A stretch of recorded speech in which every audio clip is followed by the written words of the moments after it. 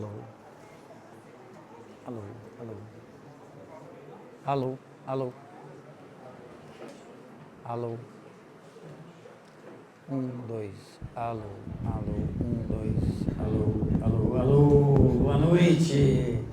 Eu tenho uma tarefa dificílima que é conseguir falar durante 20, 25 minutos, no máximo meia hora, e manter vocês acordados, né? Como eu tenho essa tarefa difícil, e eu não sou uma pessoa assim, que gosta de fazer algum tipo de chantagem, eu vou pensar como é que eu vou fazer depois, se vocês estiverem dormindo, para poder entregar o prêmio do acampamento. Acho que eu levo e o ano que vem eu entrego para vocês, tá bom assim? Então, a gente vai... Eu tenho essa dura missão de poder encerrar esse momento aqui de acampamento com vocês. E a gente, desde que a gente chegou, o pastor Clécio pregou aqui para a gente 2, 4, 5 vezes. 5 vezes. 5 vezes sobre qual o tema, o que foi que ele pregou, qual a frase que ele usou o tempo todo aqui. Porém, vocês estão acordados, pelo menos estão comigo. E eu queria falar com vocês sobre... Não, queria falar com vocês sobre eu, porém. Tentar olhar isso de uma outra maneira, porque hoje ele já encerrou de manhã, eu acho que da maneira como ele precisaria encerrar tudo aquilo que ele falou.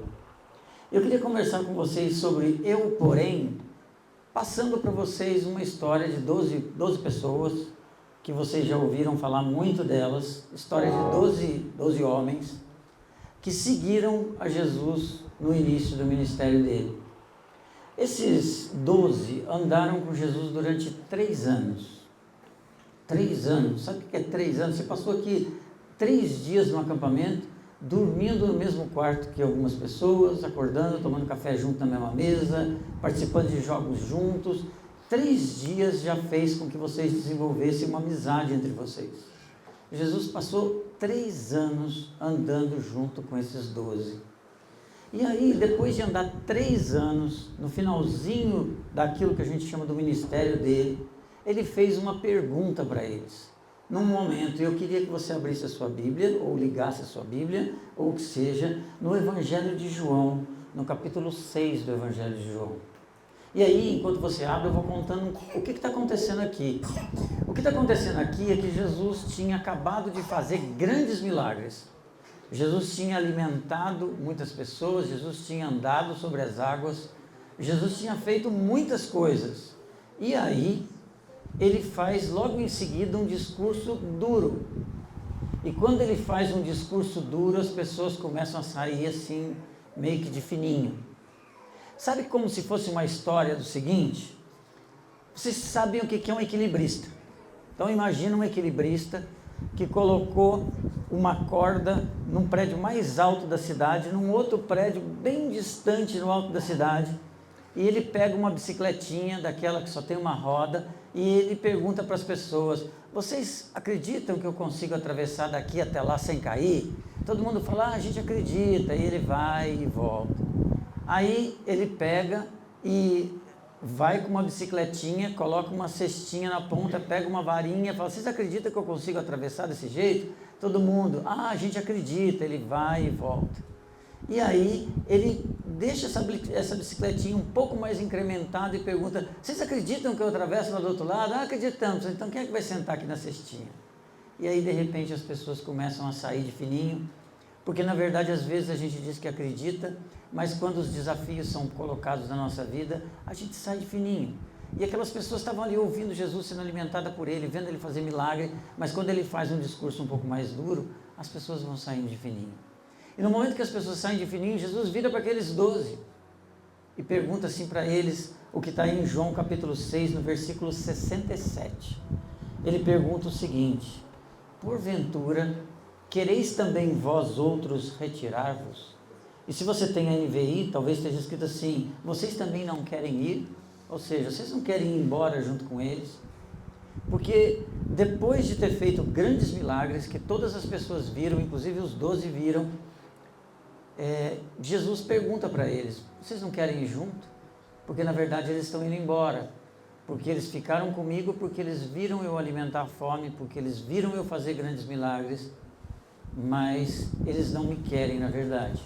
Vocês também não querem ir junto? E aí Pedro, que era um daqueles 12, toma a frente e responde isso que está no versículo 68 em diante, onde ele diz assim: respondeu-lhe Simão Pedro: Senhor, para quem iremos? Tu tens as palavras de vida eterna, e nós temos crido e conhecido que tu és o Santo de Deus. É interessante porque Pedro responde isso depois de 3 anos andando com Jesus. E se você já leu os evangelhos, se você já leu, por exemplo, o Evangelho de Marcos, nessa mesma sequência, porque tem essa passagem também no Evangelho de Marcos, você vai perceber uma coisa interessante. Todos os milagres que Jesus fazia tinham um propósito.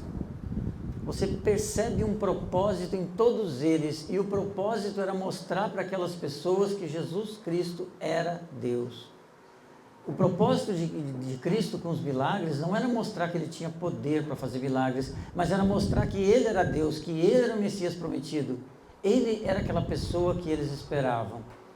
Não simplesmente pelos milagres, mas por tudo aquilo que ele revelava através dele. E você vê ao longo daqueles milagres, você só percebe o seguinte: as únicas pessoas no Evangelho de Marcos, as únicas confissões que você encontra no Evangelho de Marcos, até um determinado momento, até o capítulo 8, que Jesus era Deus, vinha dos demônios. Quando Jesus expulsava demônios, eles falavam: o que queres de mim, ó filho de Davi? Mas você não vê nenhuma confissão de homens que Jesus era o Filho de Deus, que Jesus era Deus. Só lá no capítulo 8 de Marcos, e aqui só no capítulo 6 de João, é que a gente vê aqueles que seguiam Jesus fazer essa confissão. E Pedro faz uma confissão aqui muito poderosa. Então, você deve talvez estar imaginando o seguinte: quem eram esses 12? Você sabe muito bem. Você sabe que no meio desses 12, teve um que estava ali, que não aparece na Bíblia dizendo que ele confessou isso, mas ele estava junto, assim como os outros não. Mas esse que estava junto, embora possa ter, de alguma maneira, mesmo não tendo escrito o que ele disse, ter confessado isso, ter consentido com isso, a gente sabe que ele foi aquele que traiu a Cristo. Sabe o que é interessante? Nós estamos no 15º acampamento. E eu já vi acontecer coisas aqui tremendas.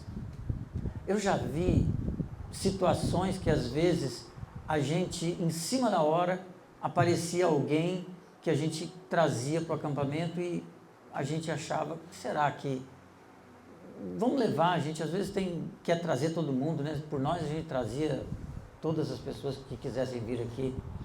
E a gente vê às vezes pessoas improváveis sendo transformadas e terem a vida depois transformadas. A gente às vezes vê pessoas que não queriam vir e que vêm e que são transformadas, e a gente vê frutos na vida delas. A gente vê pessoas que vieram 1, 2, 3 anos e nada acontecia, e de repente hoje a gente está vendo pessoas servindo a Cristo com alegria.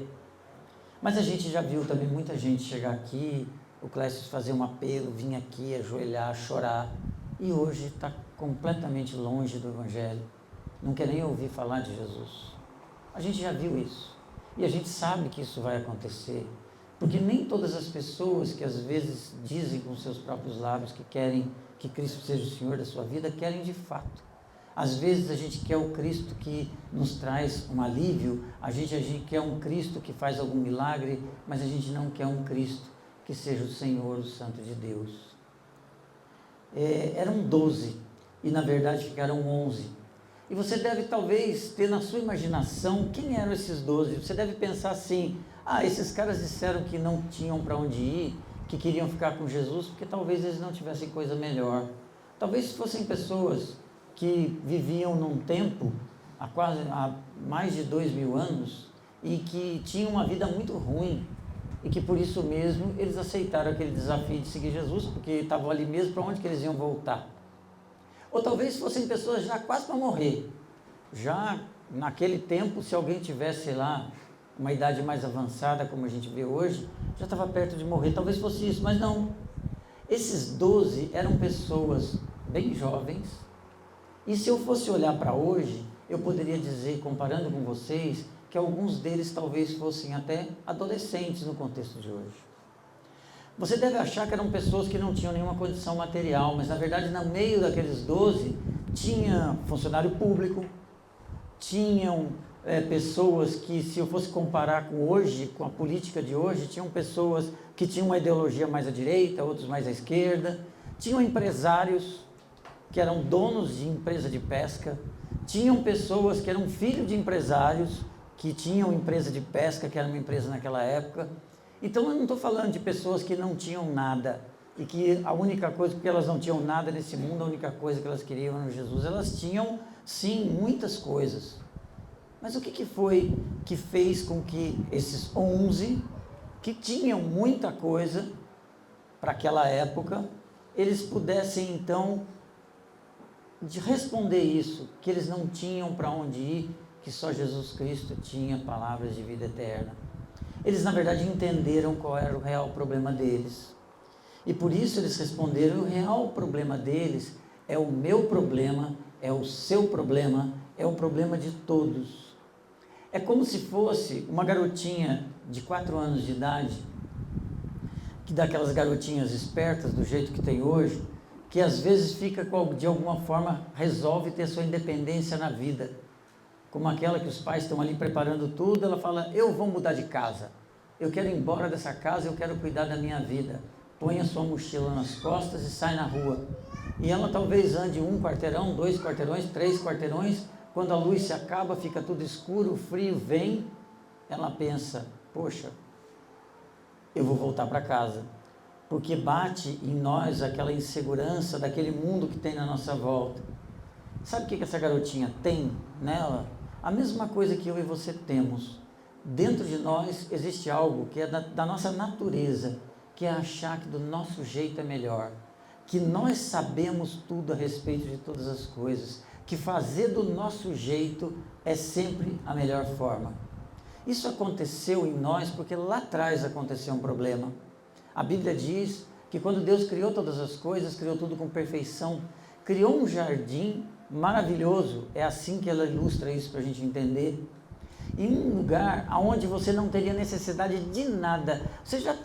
Você talvez tenha a necessidade de alguma coisa na sua vida. Eu não estou falando de desejo, eu estou falando de necessidade.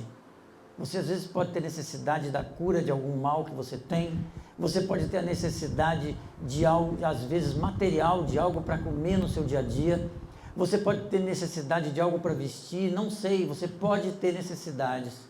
E você tem agora você já imaginou se você tivesse um lugar para viver onde você não tivesse necessidade nenhuma, aonde você tivesse tudo do bom e do melhor? Era ali que eles estavam.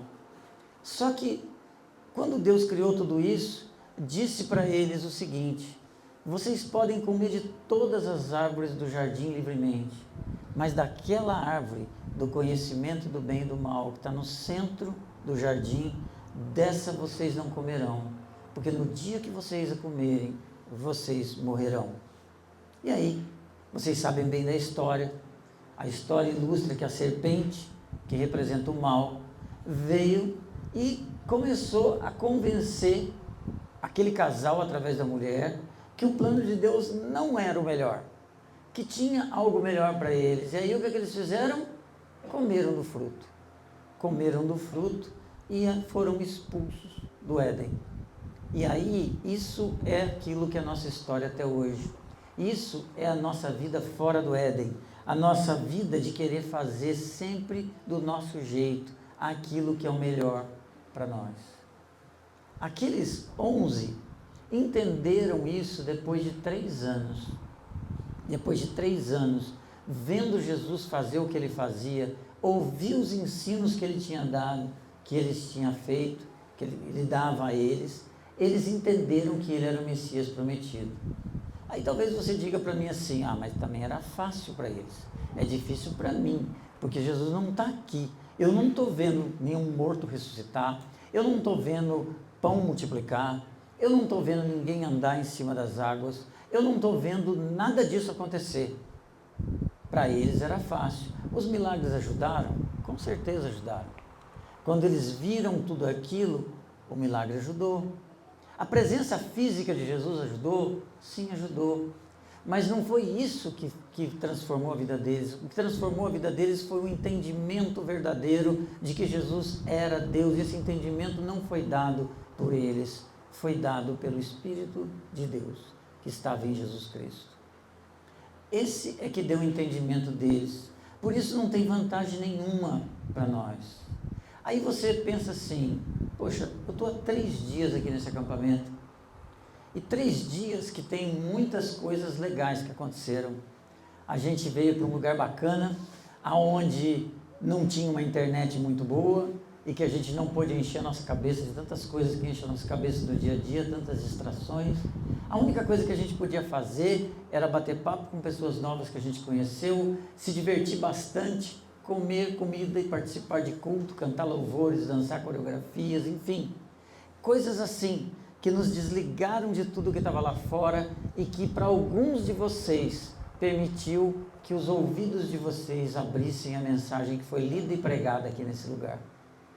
E se você entendeu a mensagem, e se aquilo que vem acontecendo com você, você está percebendo que algo aconteceu de diferente em você, a respeito da sua maneira de enxergar o mundo, da sua maneira de enxergar a Cristo, da sua maneira de enxergar a palavra de Deus, da sua maneira de enxergar tudo aquilo que diz respeito à fé, pode ter certeza, isso é obra do Espírito Santo de Deus em você.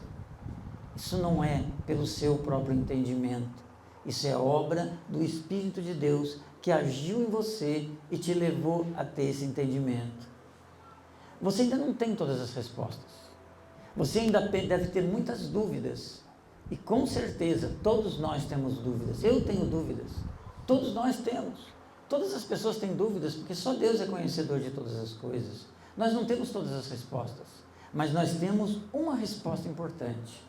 E essa resposta tem a ver com aquilo que Pedro disse. Se você prestar atenção de novo, no finalzinho do texto que a gente leu, ele diz assim: tu tens as palavras de vida eterna. E o que ele diz a respeito dele mesmo, ou deles que estavam ali? E nós temos crido, mas só crido? Não, temos crido e conhecido que tu és o Santo de Deus. Dois verbos, 2 palavrinhas importantes: crer e conhecer. Esse conhecer que foi descrito aqui por João, ele tem uma ligação com um processo contínuo, um processo que não é simplesmente quando eu conheço o Breno, não, é um conhecimento que se faz ao longo da vida. Por isso é que, se saindo daqui o seu caminhar com Cristo for prosseguindo, você vai conhecer cada vez mais dele, e quanto mais você conhece dele, mais você vai amá-lo, e mais você vai poder pensar em todas as vezes que você passar por algo difícil: para onde eu irei, já que só Cristo tem as palavras de vida eterna. Eu tenho certeza que nesse processo você vai ter perdas, todos têm. A gente vai ter algumas perdas pelo caminho, perdas de pessoas, perdas de coisas, várias perdas, como a gente tem, mas vai ter um processo também de muitos ganhos. Você quer que eu diga para você alguns ganhos que você vai ter? São algumas promessas que Jesus fez, e se você ler esse próprio texto, Pedro diz: só tu tens palavra de vida eterna. Então você deve pensar assim: então o que Jesus está dizendo é que eu não vou morrer mais? De certa forma, sim. Porque quando ele diz que se você crer nele, você terá vida eterna, é porque mesmo que você morra nessa vida, você reviverá a eternidade com ele para sempre. Mas não é só isso que ele está te dizendo com vida eterna. Não é uma questão de morrer e depois ressuscitar como ele e viver eternamente. É uma vida eterna que começa hoje e que não acaba mais. Por isso ele deixou várias promessas para a gente. Várias promessas que eu vou citar apenas umas, que eu queria que você guardasse na sua vida, para que você enfrentasse todos os momentos de dificuldade. Uma delas, é a primeira que eu queria que você guardasse.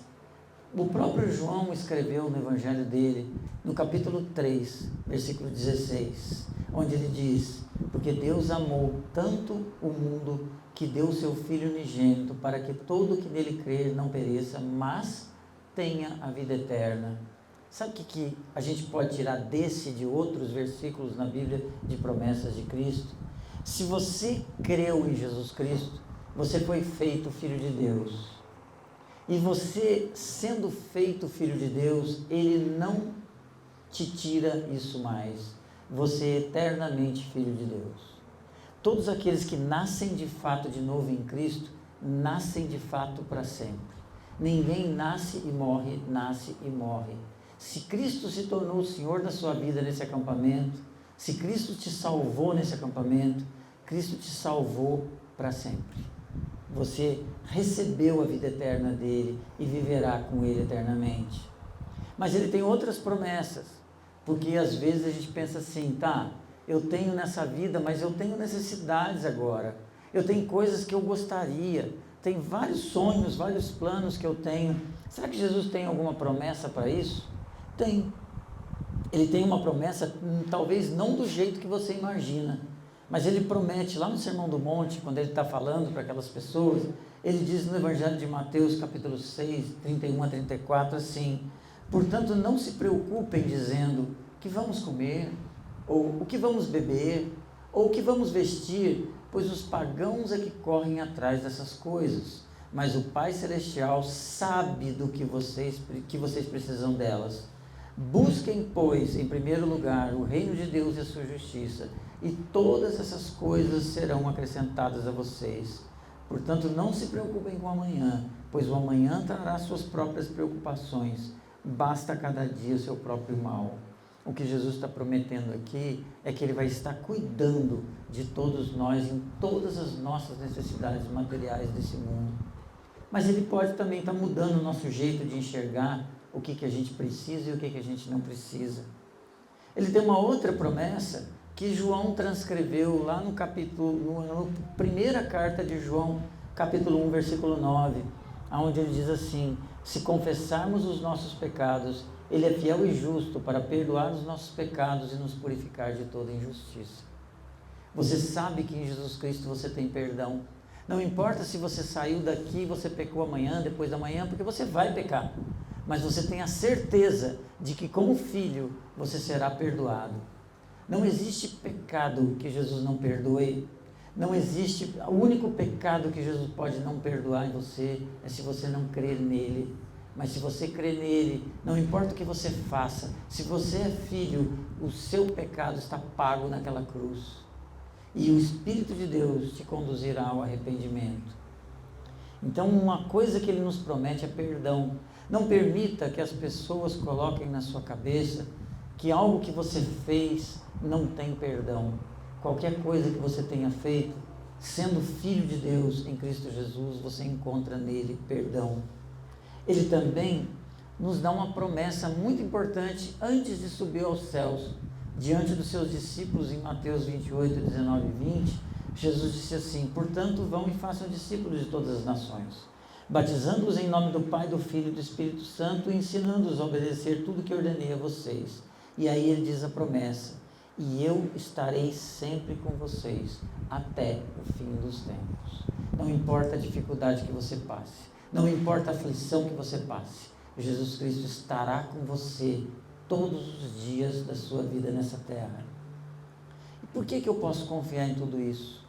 Porque o autor de Hebreus escreve no capítulo 10, no versículo 23, apeguemo-nos com firmeza à esperança que professamos, pois aquele que prometeu é fiel. Nós podemos confiar em tudo que Jesus prometeu, porque Ele é fiel e tudo o que Ele prometeu, Ele vai cumprir. Você ouve isso e você sai daqui, aí você se lembra do teatro que foi feito aqui.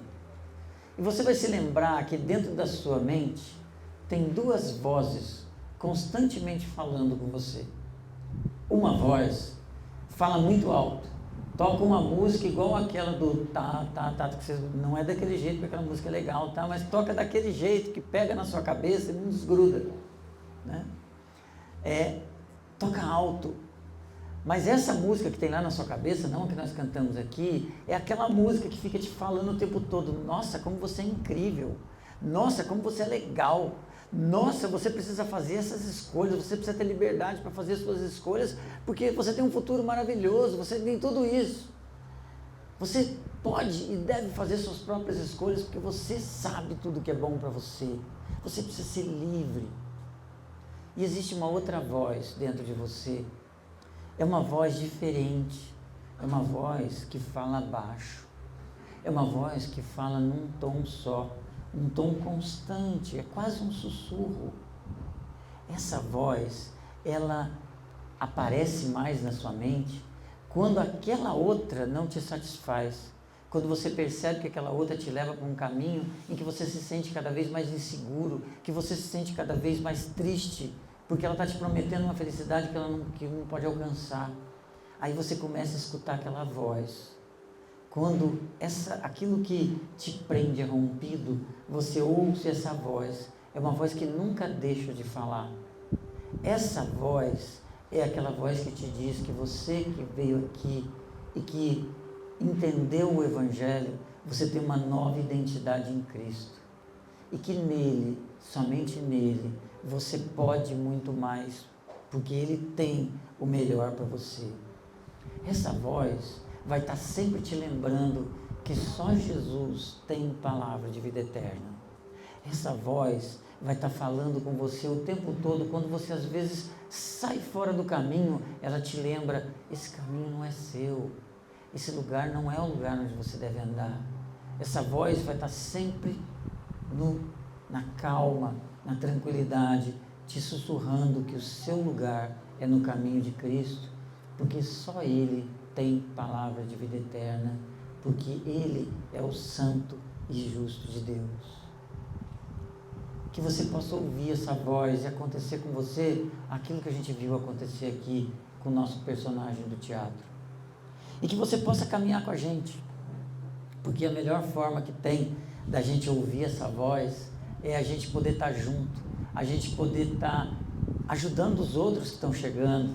Então vocês que estão aí andando com a gente há mais tempo, que você possa acolher aqueles que estão chegando agora, acolher mesmo, para que eles se sintam em casa e eles possam ter a alegria de estar junto com a gente, e que todos vocês possam conhecer mais de Cristo. E quanto mais você conhecer dele, mais ele vai se tornar único para você. Que Deus abençoe vocês, que vocês possam sair daqui cheios de alegria e contagiar outras pessoas lá fora. Que a transformação que eu creio que aconteceu na vida de algum de vocês possa transformar outros, e que a gente possa cada vez mais alcançar pessoas para Cristo. Que Deus abençoe da minha parte, da parte da Cássia, da parte dessa igreja. Foi uma alegria enorme poder servir vocês aqui. Foi uma honra poder servir vocês aqui, e a gente espera poder continuar servindo. Que Deus os abençoe. Vamos orar para encerrar então? Senhor Deus bendito, eu quero te agradecer por tudo o que aconteceu aqui, Senhor. Quero agradecer por cada detalhe. Desde o ano passado, quando a gente saiu daqui, a gente às vezes conversava sobre esse momento, desse acampamento, com tantas incertezas, com tantas inseguranças, com tantas dúvidas. Mas o Senhor, meu Deus, com toda a sua sabedoria, com todo o seu amor, com tudo aquilo que o Senhor sabe, conhece e pode, o Senhor foi nos conduzindo por um caminho até chegarmos aqui, Senhor. O Senhor foi dando a cada peça participante da organização, do sustento, de tudo disso, aquilo que precisava para que a gente pudesse fazer esse momento. O Senhor foi trazendo até nós vários que o Senhor queria que estivessem aqui, aqueles que o Senhor conhece, aqueles que são seus, porque o Senhor queria que eles ouvissem a verdade do Evangelho. O Senhor abriu o ouvido de muitos aqui para verdades que a gente precisava ouvir. O Senhor nos fez ouvir aquilo que precisava ser ouvido. Por isso eu clamo ao Senhor, em nome de Jesus, que aquilo que o Senhor começou, a obra que o Senhor começou na vida de muitos aqui, o Senhor a complete, e que o Senhor nos use como instrumento do Senhor na vida deles, para que isso seja completado. Nos encha de alegria de te servir a cada dia, e juntos a gente possa contagiar o meio que nós vivemos. Em nome de Jesus. Amém. Deus abençoe, galera. Meu Deus.